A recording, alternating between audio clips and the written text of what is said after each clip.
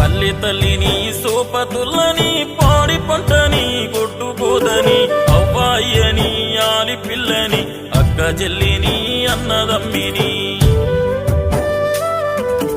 అందరినీ ఇరిసి వచ్చినము ఎండ్ల తరవాడి గలుపులో ఉంటున్నాము పండుగలు మాకు లేవురన్నా పండుగలు మాకు ఉండవన్నా జుమ్మరాతి పెద్ద పండుగన్నా జుమ్మ దినము జుమ్మరాతు దినము గమ్మతైన దినము దసరా లాంటి దినము ప్రాణ దోస్తులను కలుసుకుంటాము కలుసుకొని గమ్మగా తింటాము